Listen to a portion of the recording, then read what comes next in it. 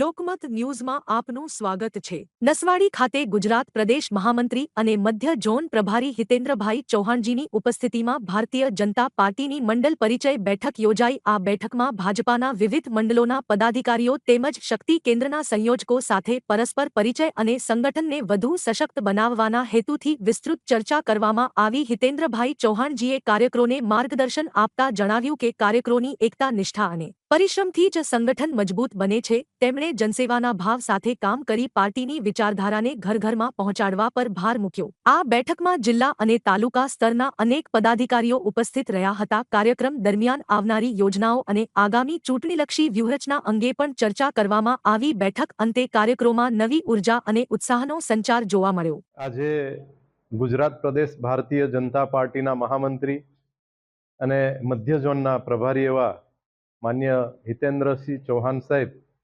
છોટાઉદેપુર જિલ્લાના પ્રવાસે હતા।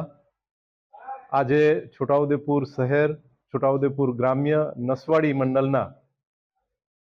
મંડળમાં આવતા પદાધિકારીઓ, તાલુકા જિલ્લા પંચાયતના ચૂંટાયેલા પ્રતિનિધિઓ, શક્તિ કેન્દ્રના સંયોજકશ્રીઓ, આ તમામ કાર્યકર્તાઓ સાથે વાર્તાલાપ કર્યો અને આગામી સમયની અંદર પાર્ટીના સંગઠનાત્મક જે કામો છે એમાં સૌ કાર્યકર્તાઓ ઉત્સાહ અને ઉમંગથી જોતરાય એ હેતુથી સૌ સાથે માર્ગદર્શન કર્યું છે।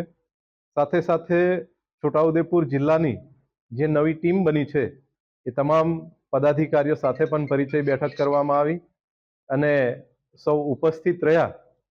એમના માર્ગદર્શનના કારણે ભવિષ્યમાં છોટાઉદેપુર જિલ્લાનું સંગઠન ખૂબ મજબૂતાઈથી આગળ વધે એ પ્રકારની વાતચીત થઈ છે અને એમના પ્રવાસથી, એમના માર્ગદર્શનથી કાર્યકર્તાઓમાં એક અનેરો ઉત્સાહ જોવા મળે છે।